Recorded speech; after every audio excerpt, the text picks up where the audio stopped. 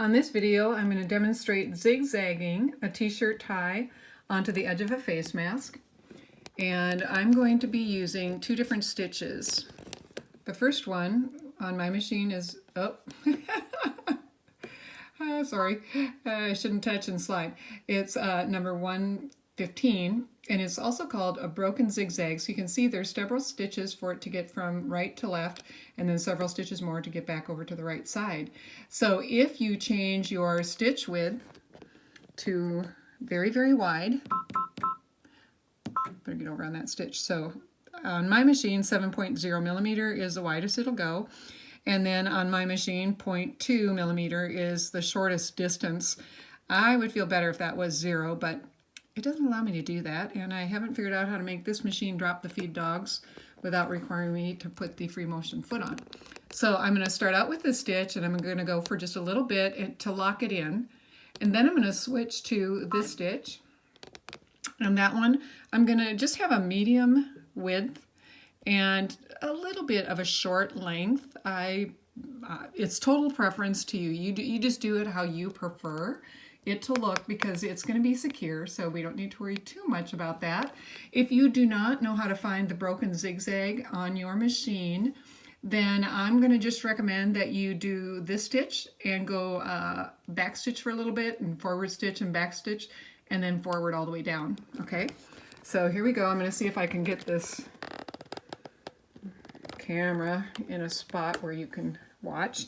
All right, so I have not cut one end open, so let's do that first. I'm going to go to the other end. Here's a fold. I'm going to put half of it to the back of the machine. Lay my mask on there. All right.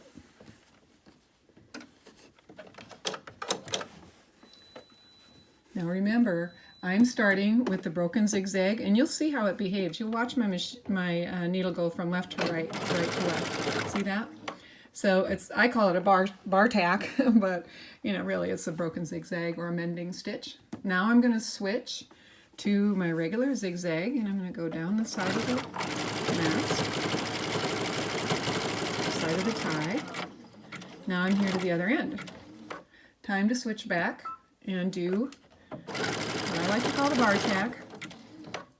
And then I'm going to cut the string, and that tie is done. All right. I will take my scissor and trim this up to look really nice. Let's see how it looks on the back.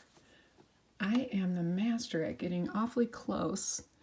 I don't feel comfortable about that, so back I go, doing it one more time. Mom used to say, haste makes waste. And she was right. So not as necessary for back stitching or anything on this particular round, because all I was doing was fixing the fact that I had gotten too close to the edge.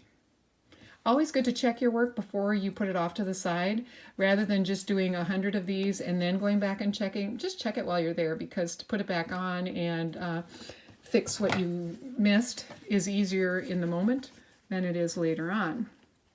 So I'm going to trim my strings. I want to make the person who gets this have to do that. So let's trim those things up. I knew I had a couple long ones over here. And then I might as well tidy this up a little bit. There. Okay. Now it's time to get some aggression out and just give a good yank on those ties and turn them into ropes. And you've got a comfy face mask.